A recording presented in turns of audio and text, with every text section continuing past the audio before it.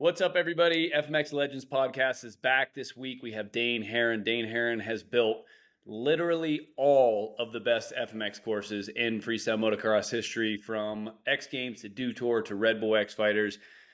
Dane Herron was definitely behind the sickest courses you ever saw. So we've got him here with us today. We're stoked to talk to him. Dane, how you been, man? I'm good, brother. It's been an amazing ride. It's had a lot of good times over the years, so things are good. So what are you doing now? So I have a construction business. I have lots of equipment, and we're basically building, commercial and residential housing complex and developments. Just grading and excavating for the most part. But like we just finished a project. I worked a little bit with Colby Raha just recently, doing some more record stuff that he did in Sturgis. We were doing events pretty hot and heavy until the whole COVID thing hit, and then I think for all of us, even the sport of FMX took a huge dive because all the events fell apart. But we're still doing a few events here and there, not like I used to, of course. But yeah, I got a construction business and a dirt bike that's collecting dust. Yep. So what did you build for Colby recently? So he kind of built his own thing. He had his own setups, his own takeoff ramp designs. I just kind of helped him with, you know, I went out to Sturgis with him, laid everything out, and just kind of helped him get going. He has a good crew with him and a bunch of good guys, and I just kind of went out there just to help him, just got him along a little bit, and make sure branding was good, like a lot of the logistic stuff that he didn't want to have to mess with or Yep. deal with. Those are the things that people just don't understand that It For take so much sure. seems, time. yeah.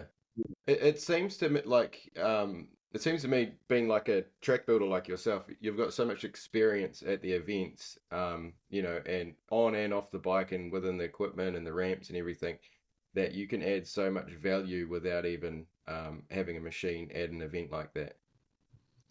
Yeah, so I mean that's kind of what kind of transpired. Like Steve Mateus called me, or sorry, Ryan Heggie called me, who's obviously Colby's manager, and at Steve's request, is kind of just say, hey man, this guy's got all this stuff going on, and he wants to build it all and do it all himself. But can we just go and just follow him around and make sure he's good and give him a hand? And that's pretty much all I did, man. I just kind of just made sure things were good and made sure Rockstar had what they wanted and branding looked good. The venue was happy, like yeah, all those things, like you said. It's like decades of experience. It's I can do with my eyes closed. Um, so if I'm understanding correctly, like it sounds like with the Colby thing, it wasn't even really so much dirt work you were doing, but more of like helping with all that side of freestyle motocross that like riders definitely don't know, which is like you said, it's like branding and it's like making sure stuff's in place, making sure everything is running the way it's supposed to. Did I hear that correctly, or did I misunderstand that?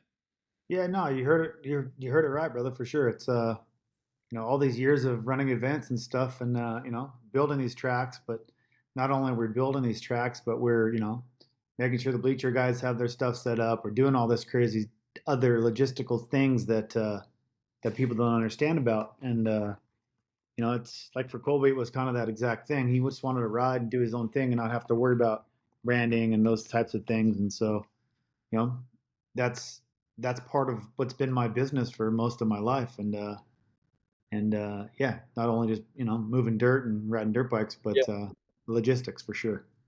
It's very interesting because like all the years that I've seen you at events and known you and stuff, I guess I just wouldn't have like thought of that, and it's not to say that I didn't think you had the ability to do that, but like I always just viewed you as like you're the master track builder. You come in, you run the equipment, you make sure, and that's on me for like not thinking about obviously all the millions of other things that you have to do along with this stuff. But I actually think that's really cool, dude, because when you said you were helping Colby out, I was assuming like, oh, I built a landing for him or whatever for this event that he was doing. But I mean, it's I guess it's like the real life scenario of everybody saying like, well, by doing this one thing that you're doing, you're actually building all these other skills, which will also come in handy when you're doing less of this one thing. Do you know what I mean? Yeah, no, for sure. And like in the situation with Colby, it was like, he wanted to do it on his own. Like he wanted, he had designs. He's already jumped a bunch.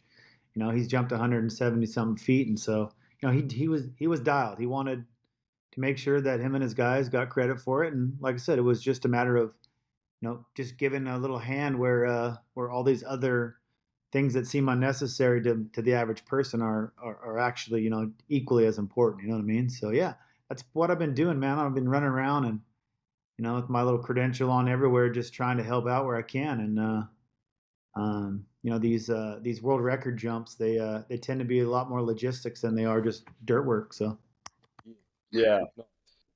Um, this, like, correct me if I'm wrong, but you've been doing this kind of like, obviously been building the courses and doing the contracting kind of deal, but you've been doing like the events like with Kobe longer than obviously we know, because you had a lot to do with meadow stuff back in the day as well, didn't you?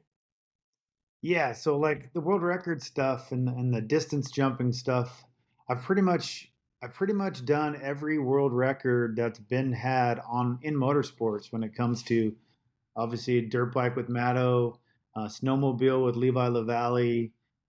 We've done Travis's rally car. Um, like one of Travis's Nitro movies when they jumped the bus across the creek, they called me like, you know, frantic one night, like, "Hey, dude, we want to jump this bus across this creek. It's like 200 feet." And I pulled the book out and made some dimensions, and I drew Hubert a drawing and sent it to Hubert. And it's like, "How fast do I got to go?" I give him a speed and add 5 miles an hour, and it all works out. So, Rule of thumb, add 5 miles an hour just in case. well, in this particular case, you're talking about a big, massive school bus, right? And they put a bunch of monster truck suspension and stuff on it. So, I was worried about a little bit of weight being the difference, but it's cool, man. I've been doing these projects for a long time. I have this book. We call it the Black Book. It's all handwritten notes from every single practice jump, Wow. every single ramp dimension. Sick. It was cool. Like over the years, Travis was doing all this crazy stuff. I get a phone call from him at like, I don't know, 10, 11 o'clock at night, 12 o'clock at night. He's like, "Hey, we're doing this. Hey, what are we doing? My ramp's like this, my landing's like this." And I'm like, "Well, hold on, slow down. Take a deep breath. How tall is this? What's this?" And then I'm like, "All right, yeah, if your landing's takeoff's this and whatever." I give him a dimension. He calls me back the next day. He's like, "It worked." Nice. So it's pretty Dude, cool, man. that's It's pretty cool. that is really cool. And to hear you before you got into that, just to talk about the historic shit that you've done, dude. Like, I actually didn't even know until right now that you did all those. What did they call them? Red Bull was like New Year's No Limits or something like that. Is that what they're called?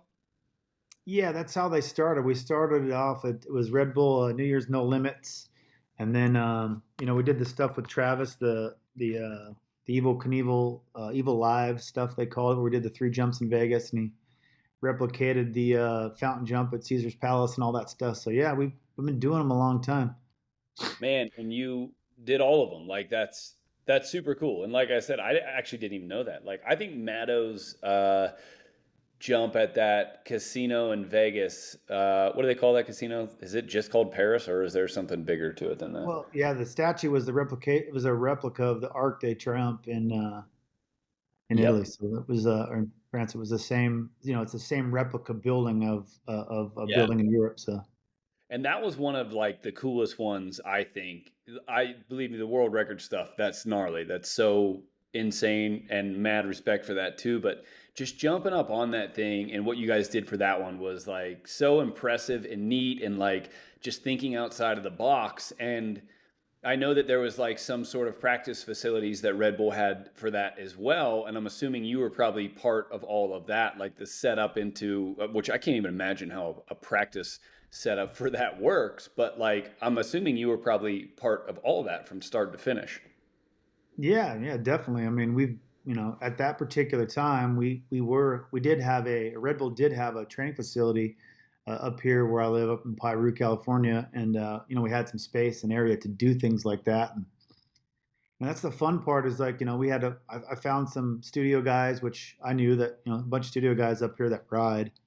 And they all have their SAG cards and they do commercials, and they're all actually really insane, good dirt bike riders. But yeah, just putting the right crew together and building a 40 by 40 platform that we can move up and down and to replicate things, and having Matt McCall build a ramp that's like 25 feet tall or whatever it was, and mapping all that out, and then trying to make sure he's safe at the same time, like with catch nets and all Yeah. kinds of crazy stuff, man. We That was joke around all the insane. time. We have this book, and we've been talking about it. Like my buddy Dave Mateus and Tess Sewell and Eric Matievich. We have this little group together. We do all these events, and we always pull the black book out. And we're like, man, we need to do a story about this book. Like every page in here is like, it's got so much like crazy information from things and so many memories and so much detail.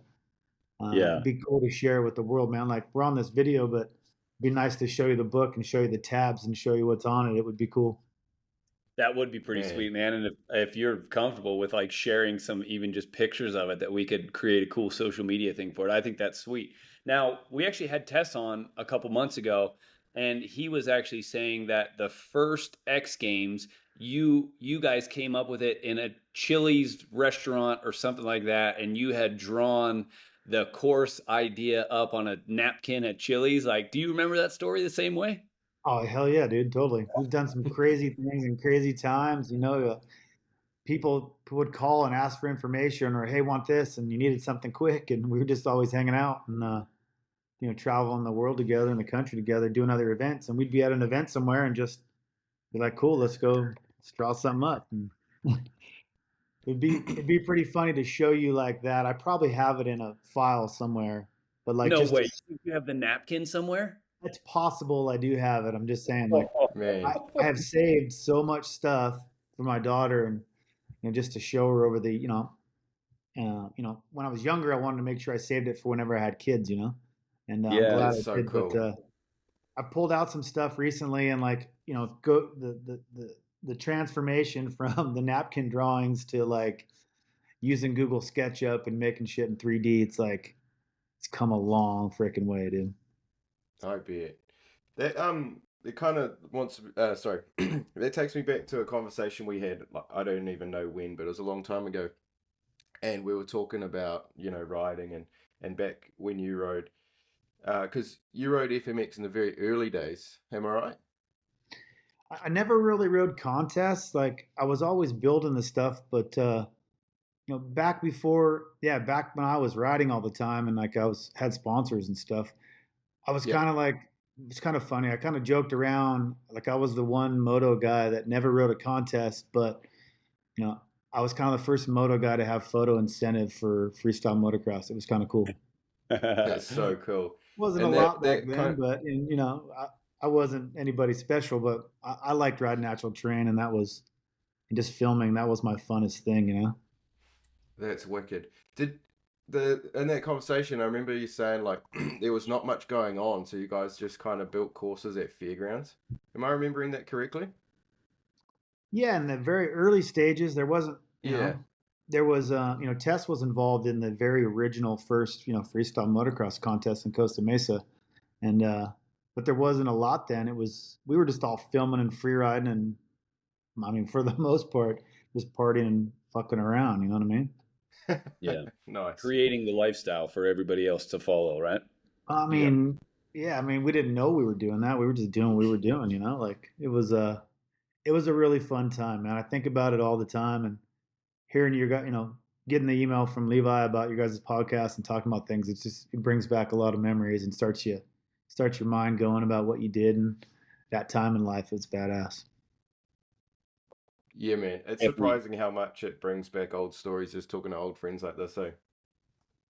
But the crazy part is like, that transition from like, you know, Superman seat grabs were a big deal to like, your guys' era coming through and like just like doing shit that we would have never thought was possible. And like, it's cool to be a part of that transition.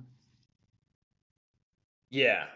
You had such a big impact on it. And like Levi, I don't want to steal your question, but I think this is a perfect time for one of the questions that you sent for Dane, where it was basically like, I'll let you take it if you remember what I'm talking about. No, But like, did you no, you plan go to for it, do it man. this way or not? Do you remember what I'm talking about, Levi? No, no, you keep going. You got it. All right. Well, it's funny because you say like, okay, in your day it was like seat grabs, and then in our day we kind of started doing like we kind of took over the flips and like took all these flip variations and stuff. But there's definitely something, that's missing now in freestyle that was around when you were building courses. And you used to build these courses that were so fucking difficult sometimes that it changed your trick ability, right? Like all of us guys could go out on our practice ramp at home and we could do all of the flip combos back to back to back to back. But Mm-hmm. you made courses in a way that, and I wonder if this was intentional or if it was just a space thing in the way it worked out. But it's like every course of yours I ever rode, there was no chance that you could ever do your biggest banger on every single jump on the track, which made it really difficult. And like in hindsight, you look back and you go, dude, that kept the sport going, right? Because it didn't get stale. If you put three ramps next to each other and they're all perfect setups and everybody can do everything they want to do on every jump, it eventually gets stale. Nobody has to dig into their bag for that one weird hip or that one jump that's like really hard to get over. And that's what your courses had. And it, like every run at every course was different for everybody because it was like, ooh, that jump's kind of like it's tricky, it's hard to get over, it's on an angle a little bit. Like I've got to dig in and find something that I'm a specialist. And like unknowing to us at the time, I think that not only changed the sport, but like kept the sport alive for a long time. Like, was that intentional or did that just accidentally happen? No, I think I'll be honest. Every time somebody asks me to do a course design, my first question is how much room do I have, right? Because every time I tried to design something, I tried to design something as close to like free riding stuff as I could and sticking ramps in there because I knew everybody wanted to do their big tricks and that's what everybody was practicing on. But I kind of always envisioned freestyle motocross as free riding with ramps, right? Like you guys practice the tricks, but like this whole thing got started by all of us free riding and just taking two mounds out in the desert and seeing if we can gap them. You know what I mean? Like that's kind of how it started. So yeah, every Yeah. time I've designed something, that was always my plan was to try and do something different. For me, it was how I grew up, and but secondly, like you were saying, I think it's more exciting. It's like it's it makes it more difficult and challenging. And unfortunately, I know there was a lot of guys like you said that you know it scared them or they had problems with it or whatever. But like once you figured it out, I would remember you guys like a lot of you guys would be like, fucking goddamn it, dude, this thing's gnarly. Like what, this, that, and the other. But then after everybody sized it up, they would be like, man, that was pretty sick, or whatever. Like Yeah, maybe not Yeah, all the there's time, a but couple every time. I definitely wasn't happy with you in a couple practice sessions. no, for sure, Oh for man, sure, you I were the yeah. one of the ones that was always like, come on, motherfucker, what are you doing? Oh, Yeah, yeah. But it I was, yeah, that's I I definitely have wanted a to, I different wanted to. perspective. Oh, sorry, go ahead, Levi. Sorry. No, no, you go. Sorry, it's just hard without the obviously without the video on the podcast right now. Yeah, I mean, it's up to you guys. If you want to do this over one day with video and we get it better, I'm no, happy this to is do it. I'm No, no, enjoying no. myself. I'm It's enjoying good, it man. too. Let's keep it going. Yeah. Yeah, but what were you saying? If you remember what you were just on there, Dane, just finish up what you were talking about something with the courses. Yeah, no, I was just saying, like I've always tried to get every venue for every event that I've ever done. I've always tried to like maximize the amount of space because I've always wanted to do more.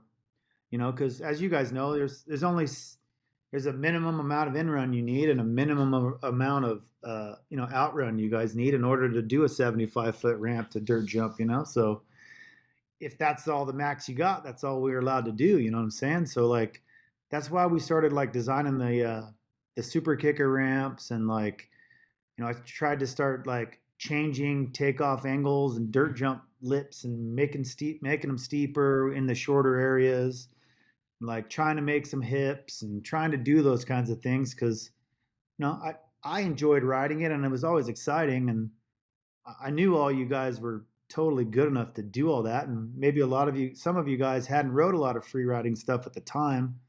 You guys were all just practice. Maybe maybe a lot of you guys were just practicing on the ramps because that's what freestyle was turning to. But I was always wanting to keep it free ride for sure. Yeah. And I think you did a great job. And it's such a good, like, it's just one of those things that in the moment, right? Like, whatever space that I'm in, like, I can't realize that. Cause, like, my thing is, like, okay, I'm working on tricks for these freestyle contests and I need to be dialed in. I want to be able to do my tricks. And it's only when you step outside of it that you go, like, this was perfect. This is exactly what the sport needed, was like that old school mentality that's like, hey man, I know you want to go out there and you just want to do your tricks, but that's not good enough. You know what I mean? And like, you Yeah. definitely force that out of all of us, which I think, despite how we felt at certain contests when it was like something was really hard or whatever, like it was exactly what it needed. And in your vision, like I said a minute ago, like I think your vision and your idea of what freestyle should have been really helped the sport stay around from longer. And like the funny thing is I talk about this all the time, where we had such a good group of guys that were leading the way in freestyle, and it was you and it was Tess and it was that whole group and a couple other people. And there came a time when you guys kind of, like, had to move on for whatever reason to whatever else you were doing. Maybe it was just because X Fighters literally just went away. But it like put us into this period where nobody that really had like an actual vision was in charge. And I think that has a lot to do with what freestyle is at now. But I think once again, we're coming around to a point where it's like, we've seen the good, we've seen the bad, and we have a couple people at the end of their riding career who are willing to step in and go like, okay, I think I know what we need to do. And I think we'll get back to what you were doing again eventually. I sure hope so, at least. Man, I do too. I really, really do. Like, I'm not as linked into the industry like I used to be or like I thought I would be at this point in my life, but I certainly miss it. But I watch it all the time. My daughter loves it, Yeah, that's and cool.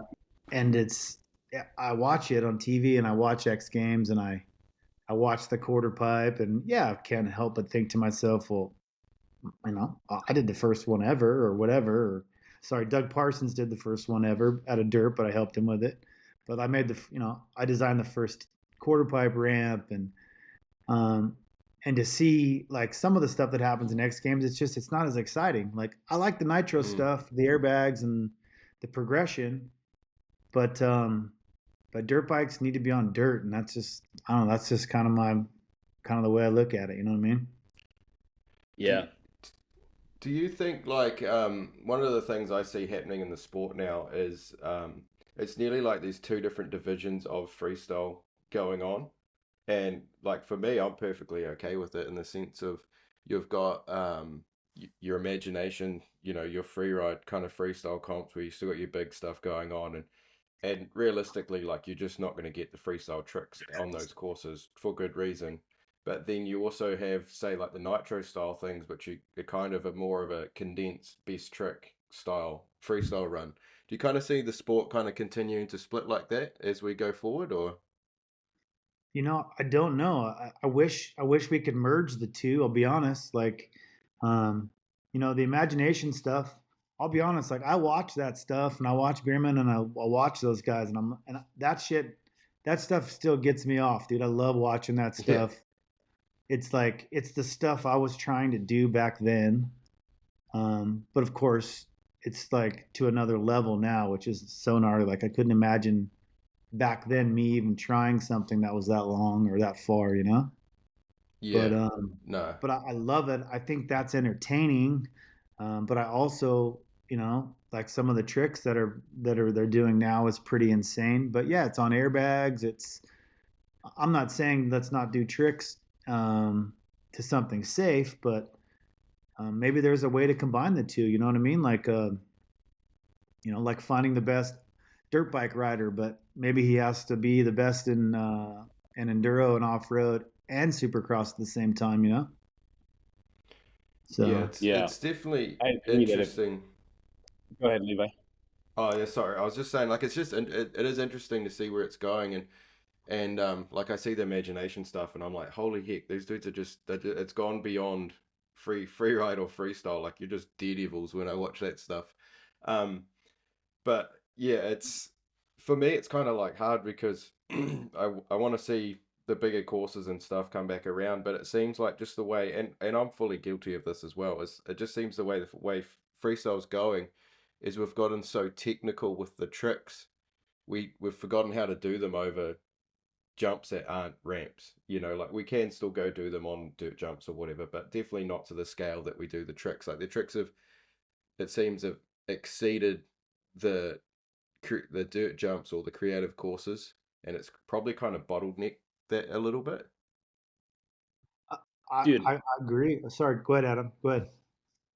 I actually think I agree with you, Levi, but I actually think that's why like bringing all that stuff back and like the courses that Dane builds, bringing Yeah, those back would make it better because then you would have a 90-foot dirt hit where you're like, man, I could do a half-ass cliffhanger flip on that, or I could probably do like just a big, huge like double grab look back, which is, yeah, it's not an award-winning trick, but it looks cool. And like every single person who has their own style, like I'm gonna do a dead body over that jump. Mike Mason was going to do a holy grab over that jump. yeah, And then your cliffhanger flip has to go to like that 75-foot ramp that's perfect so you can get full extension. When you have these big courses, like that's what I think creates the diversity of the runs. And that's where I think right now we've gone wrong is that every run is just every banger after banger after banger. It's got no individuality, it's got no creativity, it's got no of anybody's own flair, really. They're too much the same. Like, I think the courses could actually help freestyle motocross again. Yeah, I yeah. mean, No, I I couldn't agree. agree more. Like, I'll be honest, like the imagination thing is, like I said, it's more of what I had always envisioned or dreamed of being able to do every weekend or every week for you guys. And so I like that style of course. I don't think the jumps need to be 190 feet long. Like I've always wanted to, make sure there was one big transfer or one big something that kind of stood out to the crowd, right? And then it gave the announcers an opportunity to, like, something to build up to in a contest or whatever. But yeah, I think there's got to be a way to make a combination of the two. Like I watch a lot of BMX and skating. Like those are the two things I wish I would have. Sorry, skating especially is something I wish I would have done more when I was younger. I wish I was 50 years old, like I am almost going to be now, and I could go skate a bowl, right? But skate parks is kind of where I got my sort of inspiration. Like some of the stuff these dudes are doing on bicycles, it's not any different than we can be doing on dirt bikes. You know what I'm saying? Or you guys could be doing on dirt bikes. Like you know the flares and all that stuff. I kept saying we were gonna, you guys were gonna end up doing those on quarter pipes. Like it was gonna happen, and sure enough, it happened. And it's just a matter of, that's where these airbags and that's where some of the stuff and that's where Travis came in. Like somebody had to defy the odds or give it a try, or you know what I mean, and do that. So I still think the sky's the limit with what you guys can do on dirt bikes, or what the up and coming kids can do on dirt bikes. It's just, we don't have skate parks in every city to practice. You know what I'm saying? That's the other kicker. Yeah. Like Yeah. And something like, really trying to push the city here. Like I they're building a huge bicycle park here, like 7 million bucks, right? But they don't allow one electric bike. It's all mountain bikes and bicycles and BMX. mm, And they've outlawed the electric bikes and the Surons and the whatever, right? And the Solarias. But like there's a couple guys in the city that are like, dude, we need to, like, a place for these kids to go ride, right? Like Yeah, yeah, even the future of a dirt bike kid in this generation, or these young kids, is those electric bikes. That's where they're getting their it experience. is. It And is. And there's so so many kids that want to get on those and just goof around. And it's like, let's give them some space and let's see who turns out to be James Stewart and who turns out to be Tom Paget. Like, give yeah. them the opportunity, but they're shutting them down everywhere, man. So I'm actually bidding a job currently. It's in Ely, Nevada, for for the state or for the for BLM or whatever, but it includes a massive amount, like 35 miles of OHV trails, which includes off-road, side by sides, dirt bikes, and they're allowing all the electric bikes on them. But there's no reason we couldn't take a small area like twice the size of a skate park, which isn't a lot of room, but it's still a lot of room for an electric bike, and build some jumps and tabletops and you know a little Yeah. skateboard park style dirt course for those kids to come and have fun on. Yeah, I know. It would cost a fraction of the money with it all being dirt work, and it could. I agree with you, man. And I think there's such an opportunity with like these electric bikes being so available to people that, don't know how to get into dirt bikes, don't know how to work on dirt bikes, but like have that drive to get on something two wheels. Like, man, we've got to find a way to like give these kids some sort of outlet to start on at least. That like, yeah, harder said than done, but I'm with you on that one, man. I think it would be a really cool thing, and I think it would massively open up into the motocross market itself.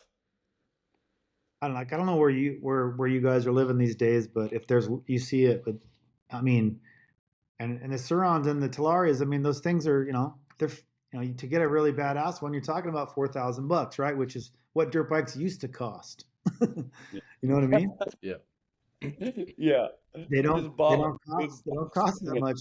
They're different now, but there's so many parents here buying these kids $4,000 Talarias and doing whatever to them, right? Well, they can't afford a dirt bike, but maybe they can afford these because that's how it was for dirt bikes back then. You know what I mean? They were a lot less expensive too. It's pretty fucking expensive to Yeah. for an average parent to go buy a dirt bike and outfit a kid with gear when they got to go buy it. You know what I mean? And It is. It especially if is. Yeah. you don't know if the kid's going to get into it or not, right? So yeah, you got the opportunity to get a 4,000, maybe a $3,000 one on marketplace, and then all of a sudden the kid gets on it and he falls in love with two wheels.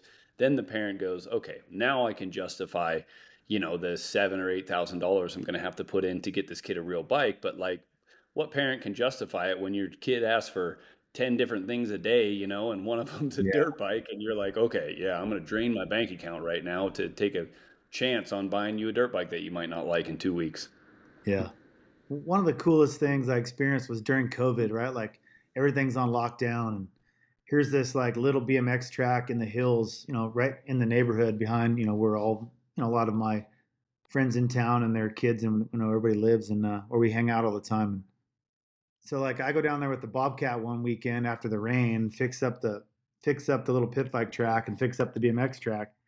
And then like, during COVID, next thing I know, there's like, I don't know, 20 moms out there with their kids, like for the first time, just went down to the bicycle shop, went down and bought a bicycle because, they couldn't do anything else. Everybody was stuck at home. Dude, there was like Yeah. 20 families down there at the little BMX track and the pit bike track. And like, it was cool. There was so many people there. And, but obviously, they were looking for outlets, but, Yeah. and it gave them I one. It think was really fun. word got out on the local Facebook marketplace that the guy that builds the X Games courses just built a BMX track in the I just, backyard. yeah, I just backed my trailer down there one day, and I was just like, screw it, I'm just gonna take the Bobcat down there, or take the skid steer down there. And the neighbor saw me unloading it off the trailer, and I was like, "Are you okay with this? Do you mind? I'm just gonna fix it up for the kids." And he was like, "Nah, man, it's cool." I was like, "All right, well, Oh, that's awesome. you got the go Nice. ahead, but What a legend move that is, dude. Just to, donate your time and your equipment for a day to take care of the kids. Man, it's like the life that we lived and that brought us up and that taught us so much. It's like you want the opportunity to share that with people, anybody that's got a little bit of an interest, like you'd give whatever, right? Whatever you could to say, here's an opportunity to like experience what I've been able to experience on two wheels. Like, have at it, yeah, man. that's been one of my big takeaways, man. I really having a daughter. My daughter's 16, and she's I get all my updates from Supercross and motocross from her. She's like knows them before I know them, Uh, and like It's so being able to cool. tell her the stories and things that we've done and places we've been. And I remember one day she asked me like who I knew from back in the day, and I just grabbed my cell phone and I was like, I just thumbed through it real quick. I still have all these numbers in my phone. I don't know why or how, because I've had the same number since probably since I've met you guys. But I just went through and I was like, oh, I just showed her like there's Travis's number or whatever, and I started thumbing through it, and she was like, "Are you serious?" I was I was like, babe, I don't know who you think what I used to do or what I didn't used to do, but we all hung out a lot. It was a lot of fun, you know. Mhm. Funny. What do you got, Levi? Oh, I was just one of the things I actually wanted to talk to Dane about was the electric bike and all of that, and he's kind of like delved right into it. But I'll go like I fully agree with like how awesome those Surons are and what they've kind of done for dirt bikes in a certain way. But where do you see electric electric bikes with FMX or free riding? Like, what's your opinion on that? Yeah, and that's a tough one, dude. I'm like such an old school dude. I mean, I like the four strokes even, but I grew up on a two stroke and I grew up mixing gas and like, you know what I mean? I know it's a Yeah. Yeah. stupid thought, but I mean, it is rad. It is cool. I do see some of those kids, some of the kids on Instagram or whatever doing some crazy shit on them, and I'm too old and fat to ride one because they don't have enough suspension for me. But I don't know. I'm actually, to be honest, I don't know. In the back of my mind, I'm like, whatever you want to ride. In a case like freestyle motocross, I think whatever you decide to ride, there's no benefit. I don't think, right? Like if you decided to ride an electric bike and you can't hit a such and such a double out of a 75-foot in run to a ramp or to a dirt jump, then that's just your own fault for buying one or whatever. You know what I'm saying? But I don't know. I think I'm old school, but I think at this particular stage, like if whatever you want to ride, like ride it. But it is a lot lighter than a dirt bike, from what I understand, right? Like in terms of throwing it are you around in the air and stuff. Surons, or are you talking about like the modern day like Starks and those sort of bikes? I thought that's kind of what Levi was talking about, more like a Oh, Stark, sorry, right? I definitely miscommunicated that one. I was kind of more leading into like the place of Starks within, the free ride and the freestyle world. I think Yeah. you said that. I should make sure. Sorry. No, Yeah, go ahead. Go ahead, Adam. Um, dude, honestly, I agree with you on like just the way I came up and like two stroke. I love riding a four stroke on a track. Like I think they ride so good. But like I'm two stroke for life and freestyle, and it's just kind of it's the same thing, mixing gas and like I know how to jet the thing and work on the thing, and I like it. But Yeah. like everything else, like man, I think there is actually. It seems like a lot of people I talk to, like there is actually a benefit of riding the electric bikes now. Like those tight run-ins and everything. It seems you can correct me if I'm wrong, Levi, but it seems like a Stark probably has more power, better connected to the ground. I think the weight's about the same though, right? But like it seems like they are. It seems like they're really good for freestyle. yeah, they've got more power than we'd even need, and they've got so many different benefits. They're a lot heavier, obviously at the moment, but they don't feel heavier. Um, but yeah, like I know Dane's kind of stance in his old school way of, I guess, way of the sport, I guess. And to be fair, like I'm such a petrol head and hot rodder myself, but here I am riding an electric bike, so it's just interesting. I was just curious to see his opinion, and especially with the fact of that they're definitely taking one aspect of the sport away, but they're probably adding so much in the sense of, oh, okay, now we might actually have opportunities to set up places to ride in town, and the people with lifestyle blocks next to horses aren't going to have the issues which they used to have back in the day. Just things like that. It's just kind of curious to hear what his thoughts were, especially coming from 20, 30 years of experience within the sport and pretty much seeing it through since day one. Yeah, I mean, I think that is the biggest thing. I think you just hit on it. Like, you know, the lack of noise, right, is really like what what has people in neighborhoods, what pisses people off, right? It's always been the Yeah. noise. So, putting a motocross track near a neighborhood's never going to happen because of the noise. But if you could put a motocross track just over a hillside and no one ever heard a sound, I think there'd be a lot more cities and and state and local governments that might be like, hey, well, we don't have to deal with noise ordinances, and this could work. But I haven't ridden one enough. Like I've messed around the kids' surrounds and stuff in the neighborhood, just and I have to, I'm messing around with without a helmet on, just screwing around the street or whatever, or tooling around the pit bike track. But I need to like get a good one and put a helmet on and go ride it for a little while and spend a few weeks riding it to really probably better understand how much fun I can really have on one. Yeah, you don't need to. I'm not gonna. Yeah, Probably don't do won't, it but I'm just just because we saying, said. it'd be cool to just to be able to have an opinion about it when something pops up. Because Yeah. I mean, I pray to God one day that you know when if that happens, or if some cities start to decide to you know to do an off-road park or do this or that or the other. I mean, I hope I get the call one day, and I want to be able to give my opinion on electric or whatever. Or, just be involved in the situation. Yeah. I think I was talking to Matt Rabaud last year. I did a show with him, and I think it was actually his last show that he was ever going to do. Like I think he fully retired from freestyle shows, but he was saying that he was working with Stark a little bit, and they actually set up like a practice facility like somewhere right in town where he lives. And with the Starks, he said they could tone the bikes down so that beginners could get on them and like kind of as safe as possible putt around on these things. But he was just talking about it and how it's like it's really opened up the opportunity because they can do it right in town, like in the downtown area. They have a spot where people can come and ride dirt bikes, and like just like you said, like that right there is pretty cool. I mean, I love the noise, I love the gas, I love the smell, but like giving people an opportunity to do it like within like every track is an hour outside of town, so like you put Yep. something right in town and then people get to try it without having to invest too much time, energy, or anything else. And I think that's net positive for the sport for sure. Yeah, Definitely. I couldn't agree more, man. It'd be awesome. Yeah. Yeah. Man, it's funny you mentioned Matt. Like I remember 15 years ago Matt saying like how cool it would be when bikes become electric, and I would just look him up and down and think, what the heck are you talking about, man? I don't want to part in this. And like I spent a lot of time with Matt, and so did Dane.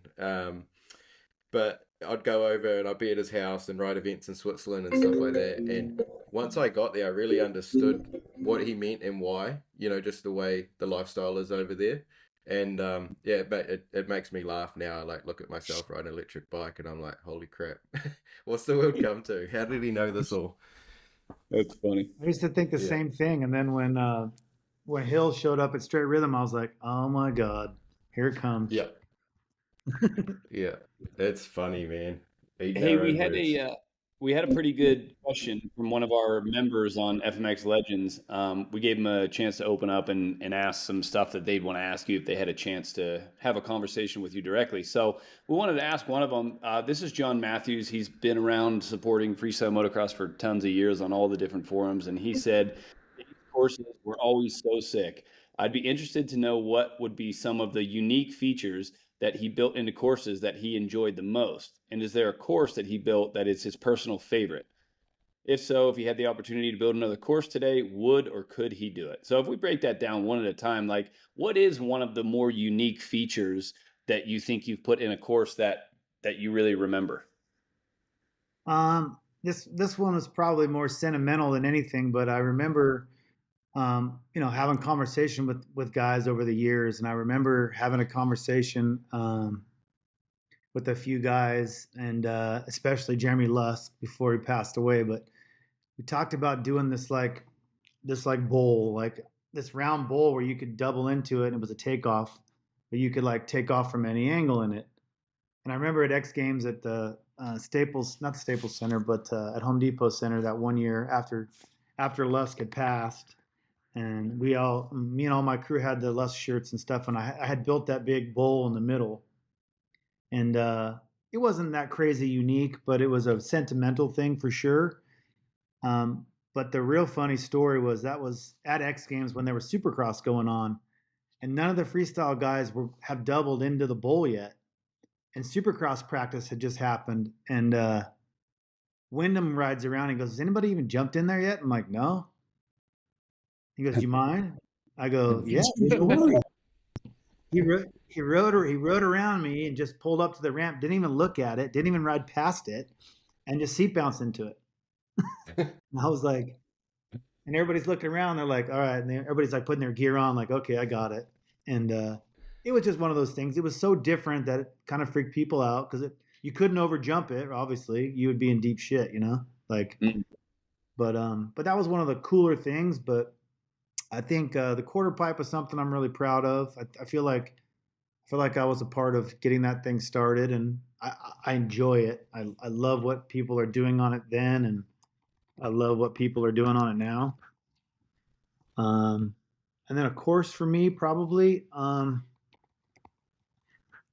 don't know. There's been so many rad ones, but I enjoyed the one in Ireland at Slane Castle, just visually what it was, and it was a lot of fun.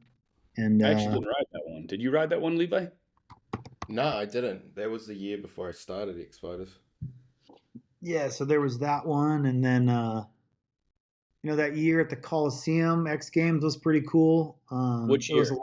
lot of fun stuff there. That was the year I think Travis did the or 2003. 2003. That's right. Deegan did the Yeah. sort of backflip flare thing, Dude, I and was in then the stands that year.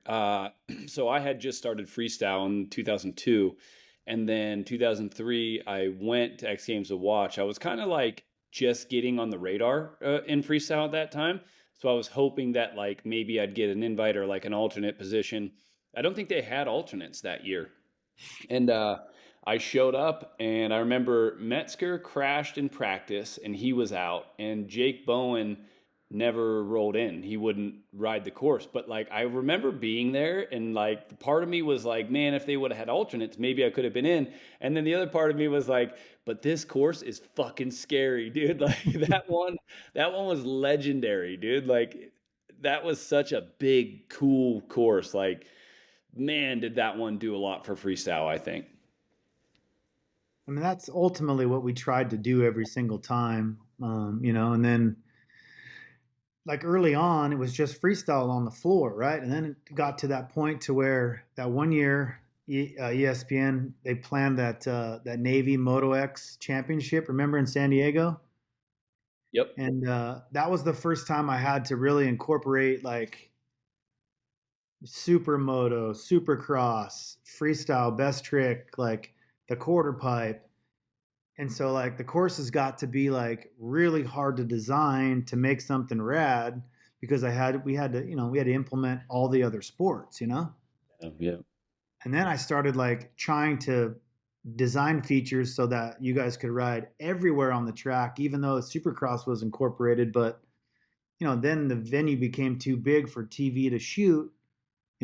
So like I couldn't make the whole course transferable, the whole stadium floor transferable. So it ended up having like just distinct lines, which wasn't my favorite, but like you were talked about before, it showcased your guys' tricks.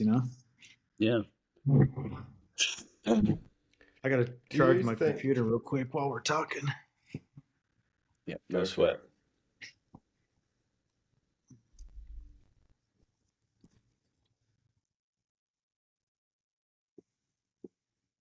So I'm not on video either, right? No. No, no, you're safe. I'm just trying to walk around and I don't look like a dumbass walking around doing whatever.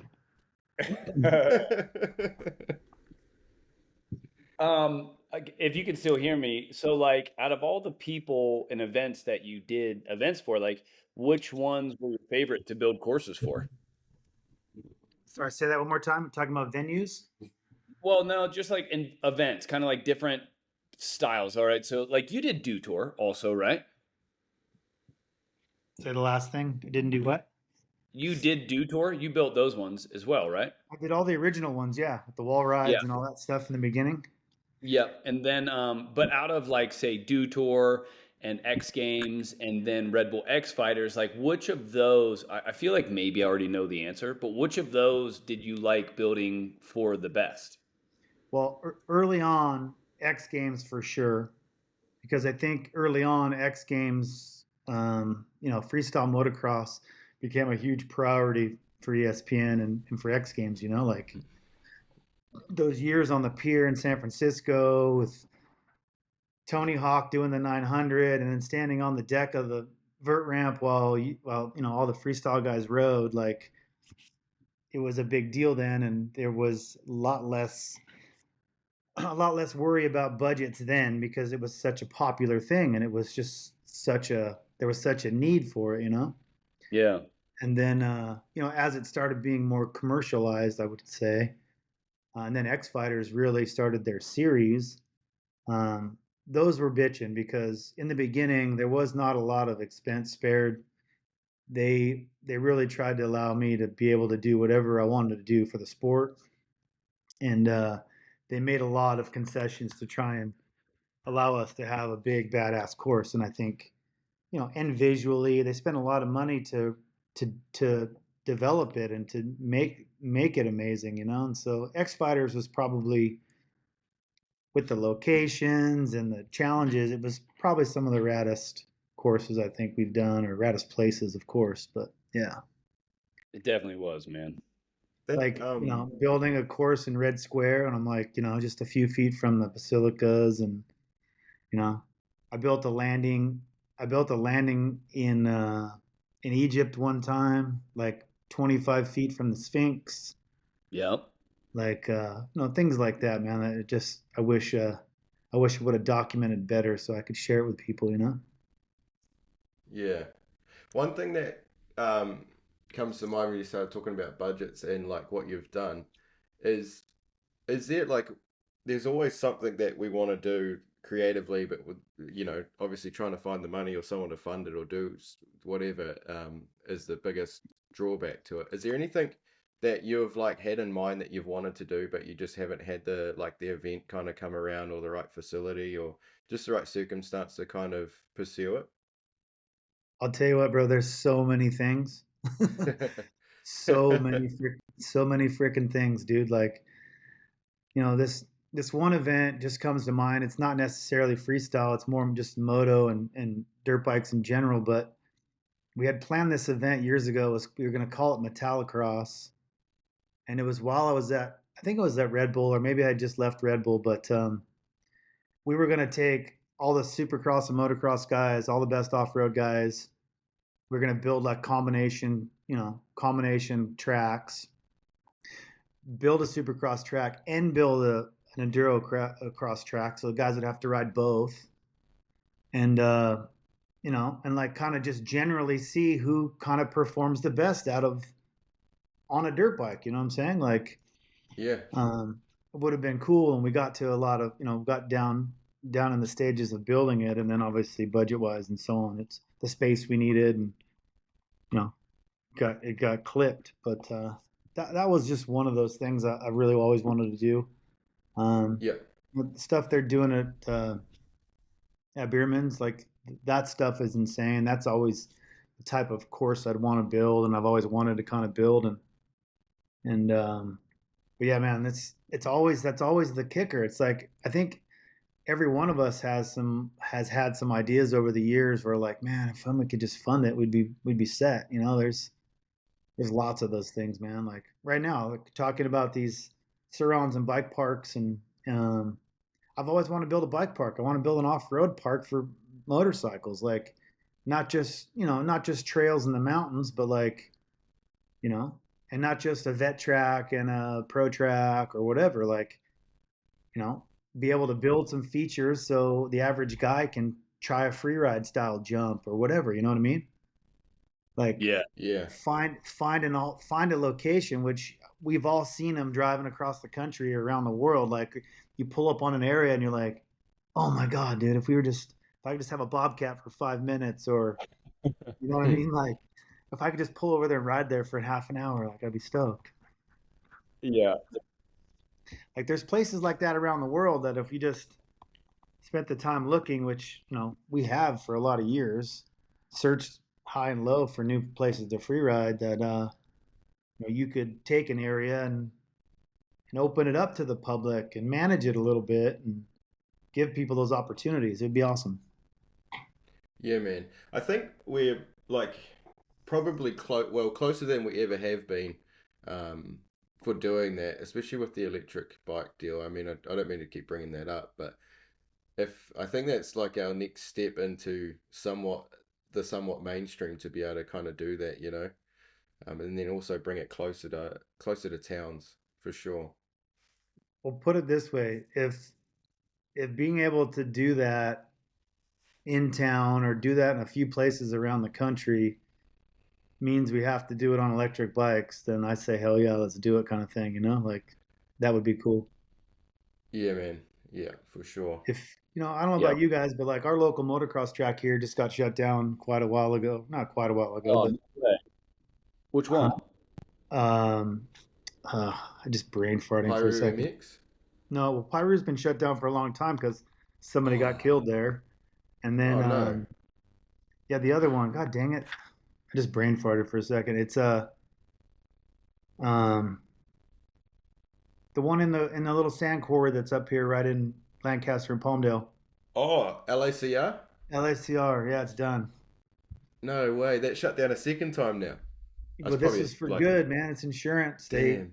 they had a Yeah, problem with insurance, and then I heard they about. raised some money to pay for insurance for a little while, but it just Oh, that's a bummer. I know, Dude, man. It's like insurance companies are just killing everything with like it's insane. The what they charge to cover something and then what they do in the event of that something happens, it doesn't add up and they're just fucking ruining everything. I think that's ultimately why we haven't seen these things that we're all talking about. Like that's why this stuff hasn't popped up. Like Yeah. I mean, I would love to build a facility where the average guy could take a side by side and go onto a nicely groomed, safe track and be able to ride on one. Yeah. You know? And Yeah, that's Hang, that's another Hangtown, problem, eh? Sorry. Hangtown's actually a pretty good example of that. Like, um, I don't know if you guys know, or maybe most of the public doesn't even know, but like, it's owned by the state, but they lease it to anybody that's can prove that they're capable of maintaining it, and that they're in the industry and so on. And it's like a tiny little amount. It's like $1,500 a month for this massive amount of acreage, right? And you get to reap the rewards from it or whatever. And they have a side by side track and like an off road enduro cross side by side track and side by side trails, and they have a little bit of what we're talking about, but it just doesn't seem Yeah, like there's it's like a little OG area like right next to it, right? Is that what you're talking about? yeah, like it's kind of a start to that. You know what I'm saying? The stuff that we're talking about, and it just seems like Yeah. if it can happen in one place, why can't it? I mean, I'm sure there's people that get hurt there. Hmm. Knock on wood, hopefully not, but I'm sure people get hurt there all the time. And Yeah. what's the Well, difference? Like yeah. you try to In sue me Utah, privately, but you can't sue the state. So yeah, in Utah, I think they do something pretty similar. I'm not exactly sure. I might be talking out of my ass here, but they have that Jordan River OHV, which is, I'm pretty sure it's like state-owned land, and they've created like a huge compound on there. There's like a really nice track, and it's all fenced in, and it's got bleachers, right? They can hold races there. They can hold practice days. I know a couple of the Utah boys were able to put like a full ramp set up out there to practice on it, and like you said, there's somebody that's managing it that is able to reap the rewards, which good, they should reap the rewards, but the state is actually like facilitating them being able to use the land without having to buy it and then being completely liable for anything that might happen on there, which is like it's amazing. Like Utah has always been really good for action sports. They've always seemed to foster that over there. yeah, I mean that's definitely the case with Utah. It's been awesome. Just with Travis and the Godfreys and all that having their relationship with with the state of Utah. So it's been great. It's just wish we could do more. I wish we could do more in other places. I mean, you know, riding a dirt Yeah. bike isn't just a motocross track. Like that's not the only place for a motorcycle or, you know, riding single track trails in the mountains that are all smooth. Like there's more to it than that, you know? Yeah, I agree. That's one of Um, the things I kind of always forget to factor in with thing like why it's so hard to ride bikes anywhere is the insurance side of the deal, you know. Yeah. Probably came from New Zealand. I'm a little bit I don't know, privileged, I guess, in that sense. We don't have so much issues like that here, but it seems like it's a big deal over in the States. Well, especially here in California, that's probably one of the worst, you know? Yeah, But then again, then we're talking about Hangtown, which is obviously in the state of California, and in that particular locale, it's sort of it works. It's weird. yep, would be great to have more of that. I agree with you.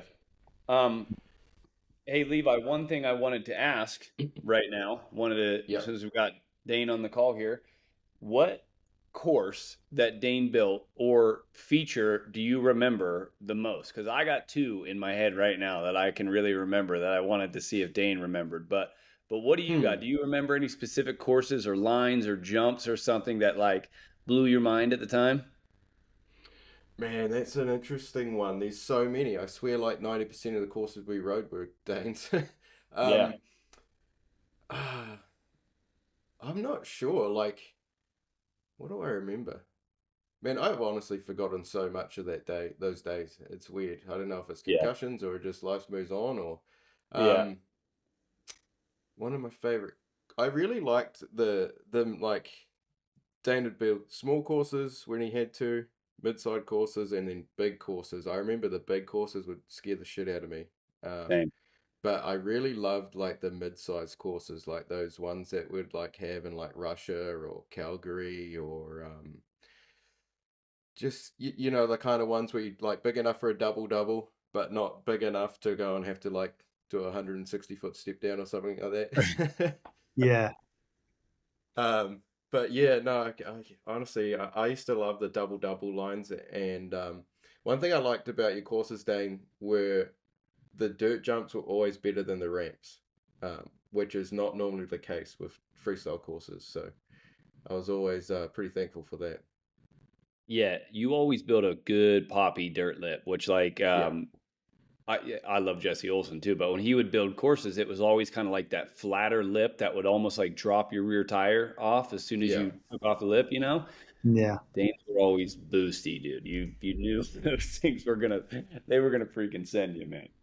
Well, Yeah. you learn a little bit over the course of all this, right? Like, so the bigger the dirt jump gap is, you could make the takeoff a little taller and not have to make Yeah. it as steep. And then you Mm. guys would have so much like tire traction and so much like, your bike would just be so controlled off the lips because they were long, you know? Yeah, One. speaking of a long, tall takeoff ramp, I remember in Denver at the Dew Tour. Gosh, I can't remember which year this was. It was the year that Nate started doing the lazy boy flips there.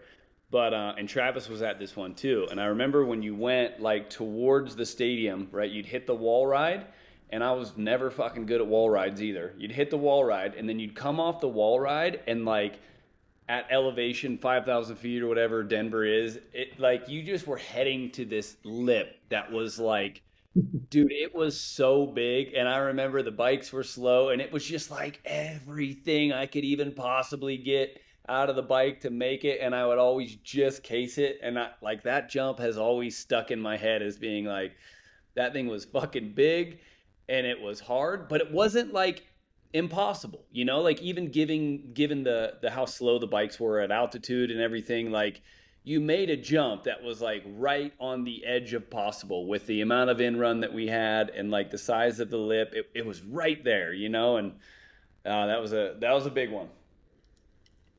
The other thing too that people don't understand is like when we build the courses, right?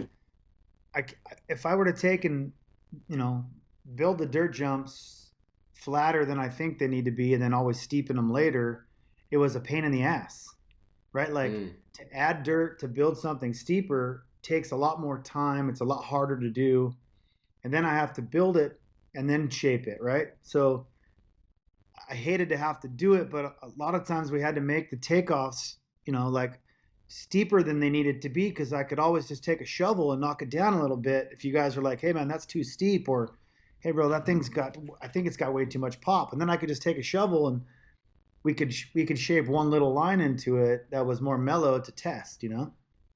But Yeah. Yeah, if it was it too makes a lot of mellow, I'd have to sense. go mix a bunch of dirt, stick it on there, and sometimes it wouldn't stick, and a lot of times we didn't have time, and How so a many lot times of did you actually do that where you had to like steepen a jump mid contest? Because that's, I just, obviously I wouldn't remember this, but you would. But like, I guess I don't remember that.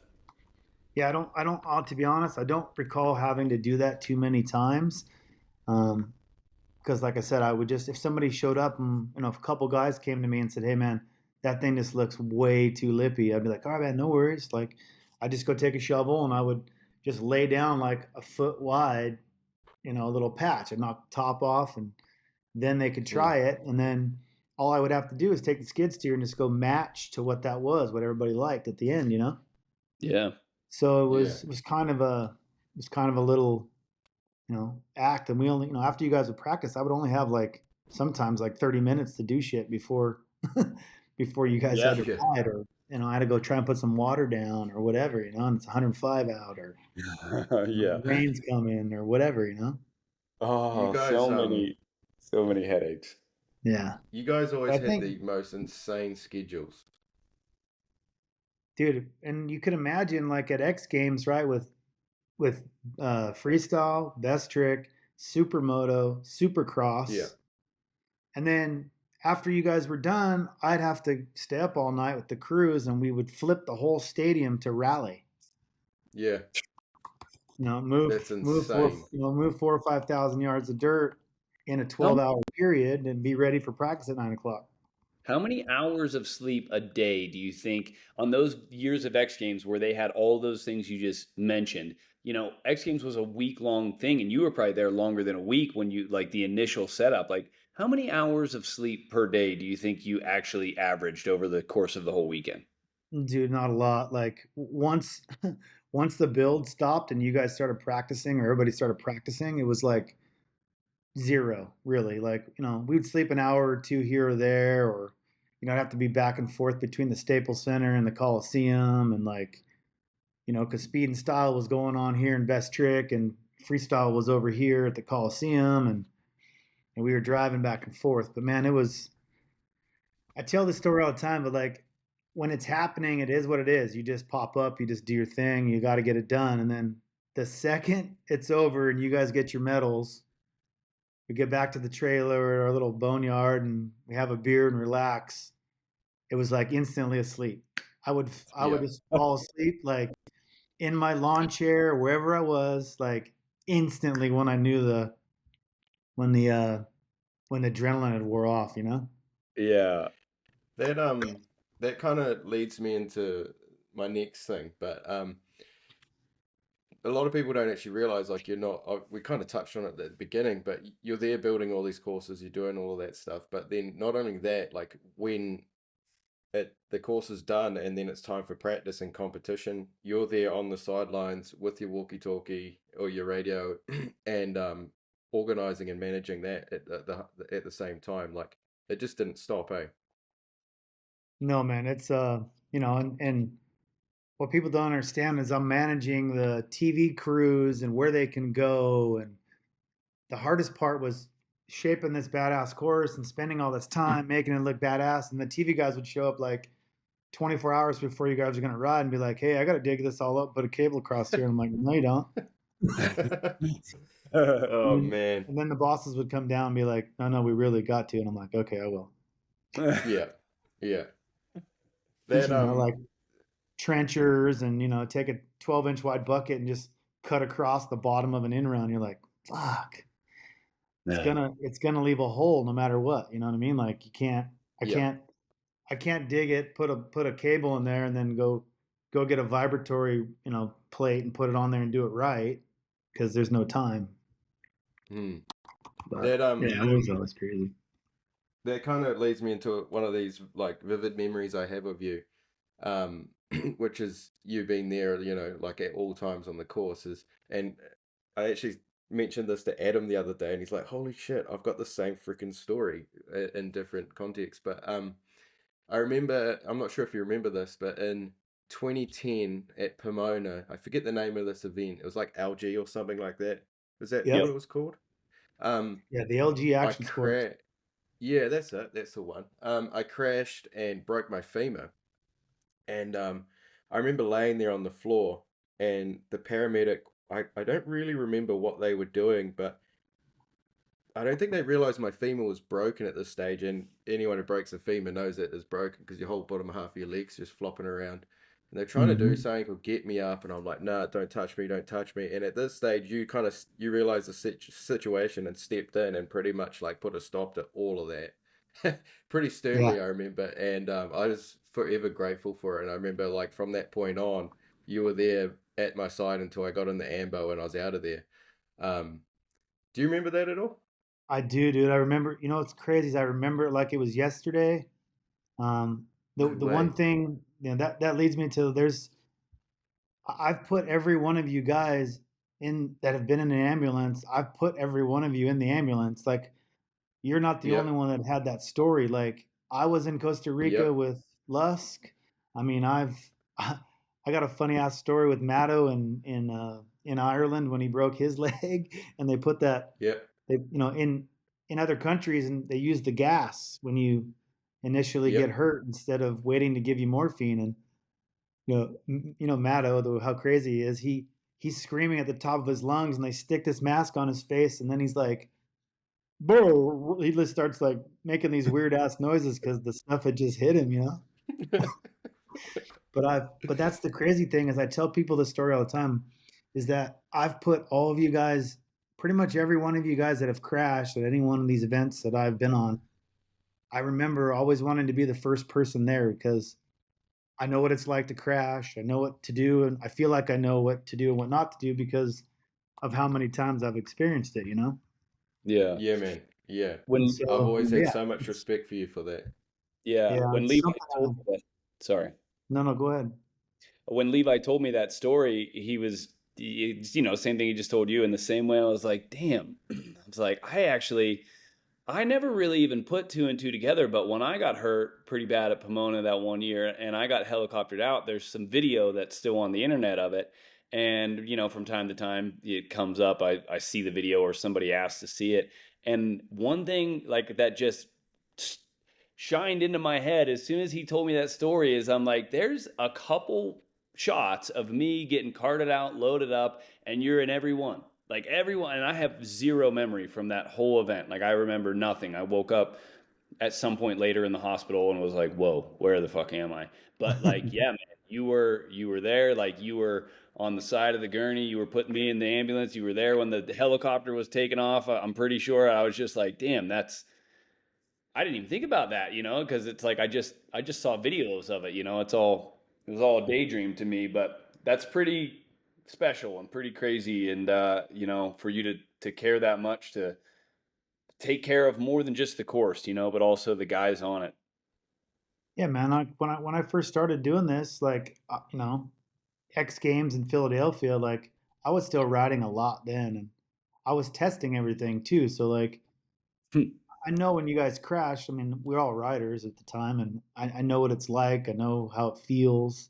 Like I know what to do. Like I haven't broke my femur, knock on wood, ever in my life, but I broke enough bones to know what it feels like. And so yeah, it's just like, and having somebody or having somebody, I don't know, that like in Levi's case, like someone that's like, hey, motherfucker, leave him alone. This is what's going on. Like, stabilize this, do this, whatever, because, early on, sometimes we would have some paramedics that, maybe hadn't experienced dirt bike accidents or whatever, but they might have been amazing paramedics. But, like we kind of had to like keep our eye out for who was who.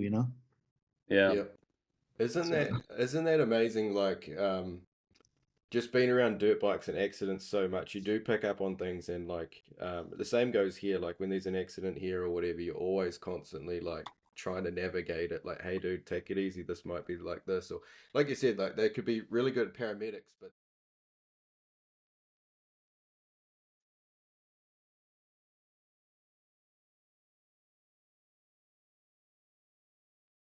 Hey, if you guys can hear me, I just lost Levi. Oh, so did I, but you're back. I hear you now. Yeah, we lost Levi. He'll be back on in a second. Dude, one other course I wanted to ask you about that's I was thinking about when you were talking about stuff being really steep and having to tame it down. I think it was Baltimore Dew Tour, and it was number two. And the course kind of went one way, and there was this tabletop that kind of went diagonally across the middle of it. Do you remember that one?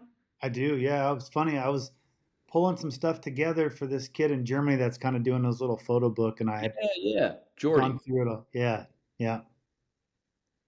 And but yeah, I remember that. I remember the Dew Tour stuff a lot because we were able to do wall rides and do different stuff. And the tabletop thing was that was my sort of attempt at trying to be able to add hips. Yeah. Yeah, because I remember that one. It came like kind of along the course, right along the rail, and it took like a left-handed 45-degree angle, and the lip was like right there. And it was so steep. And I remember like even though it was a tabletop, it was really steep and it was really big. And I was scared of that one. And we started Yeah. hitting that. And that I always remember that as like one of like the best contest dirt jumps we ever hit. We started flipping that thing and it was like, man, it flipped like a dream and it held you up in the air like so perfectly. But yeah, it was intimidating coming into it for sure. Yeah, I feel like, like I think we might have said this before, but like a lot of times you guys would come around and people would be nervous and I'd just be like, look, you just got to try it. Like as soon as somebody gets over this, you guys are going to love it. And you guys, Yep. some guys would be like, yeah, yeah, whatever, but then it would take that one person to be like, fuck it, here it goes. And then everybody would be out there watching when Yep. they did it. And then when it greased it, it was like, oh, fuck yeah, like Yep. badass.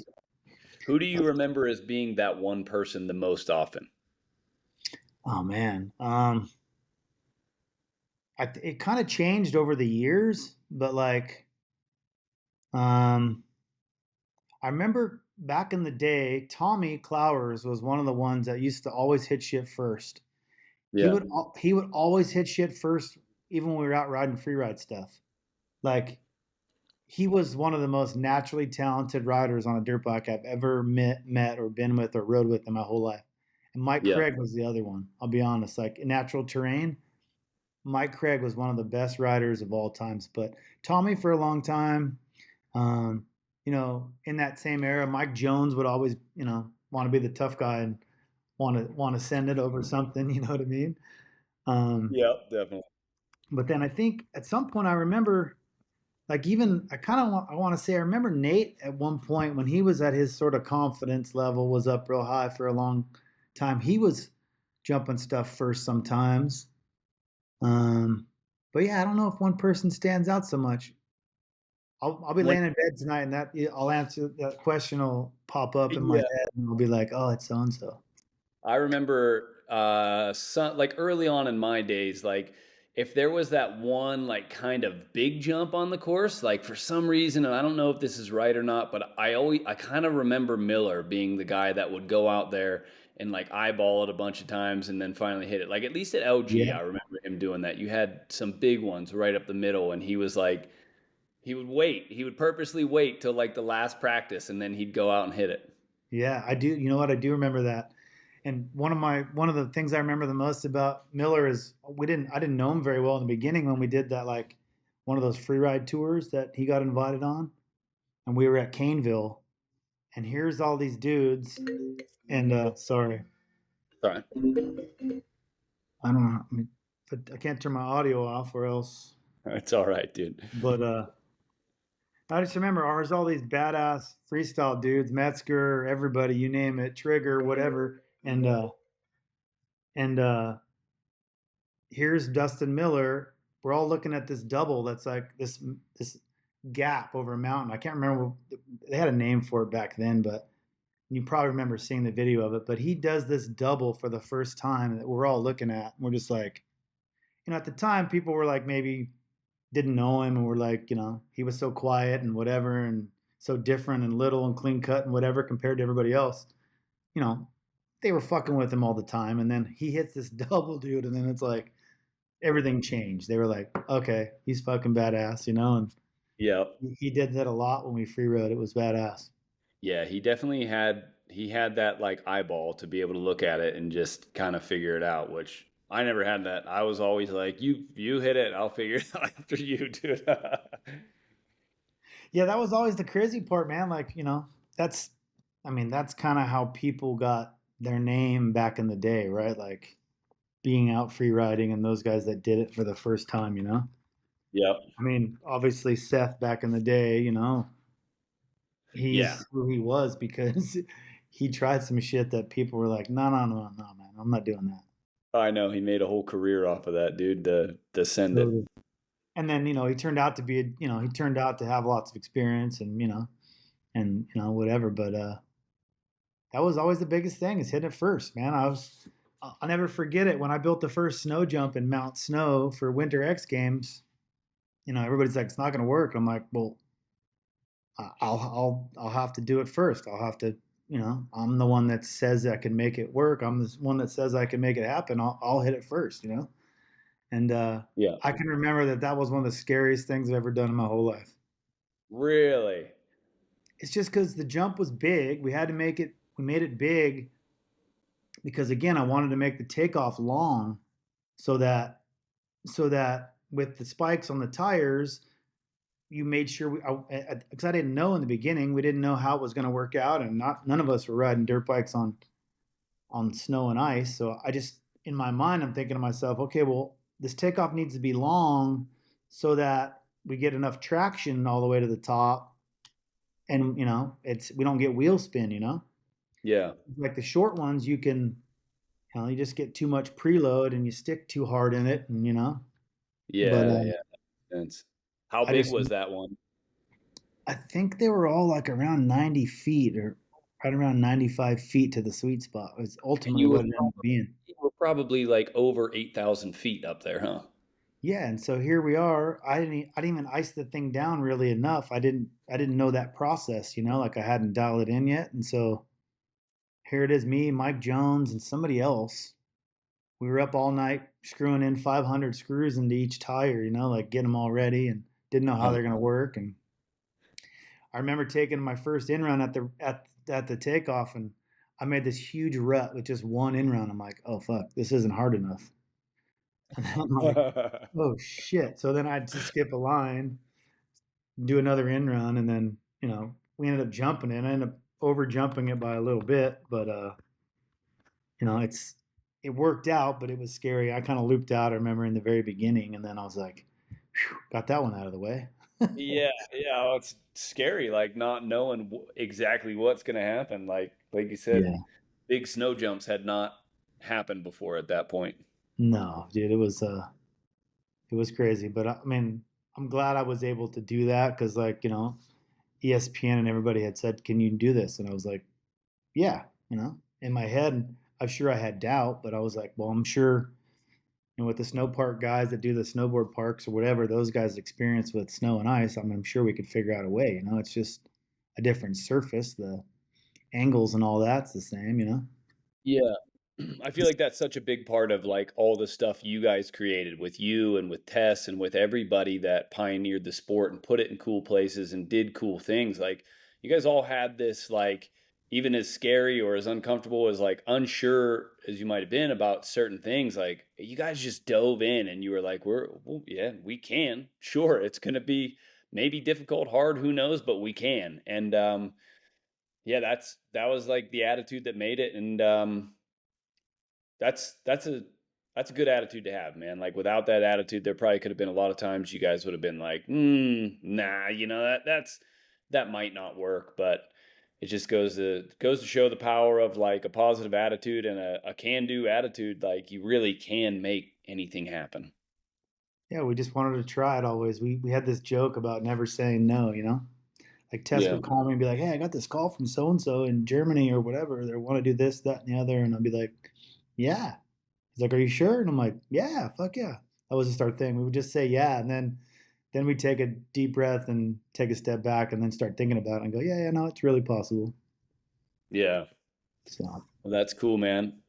Well, yeah, listen, yeah. dude, took up a bunch of your time today, but it was super cool talking to you about all this stuff and all the cool stuff you did and like man, I think it's you reach a certain point in life for myself at least where like I can look back on things and I can get past where I was in the moment and what I was worried about in the moment and look back at things and go like, man, I'm glad somebody else had a better plan than I did, and that was you with the courses that you built and the team that you guys had put together and made all these great events. Like you guys knew better than we did at the time, and I'm super thankful for you for that.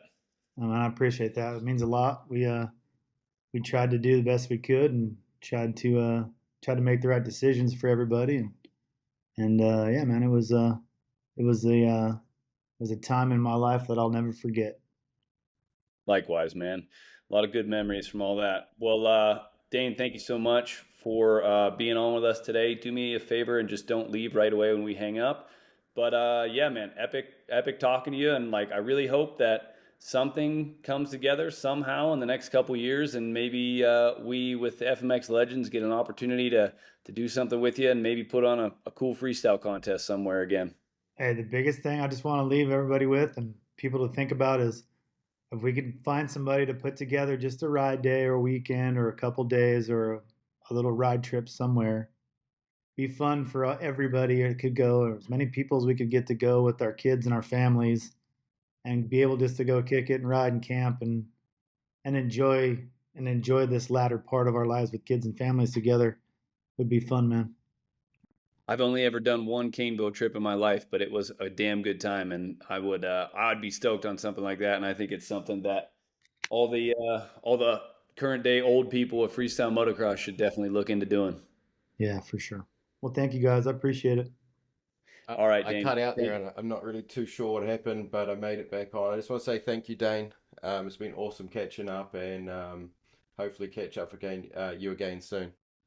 Yeah, brother. I'll go on with you guys anytime, man. I enjoyed it. Hell yeah, man. Legend.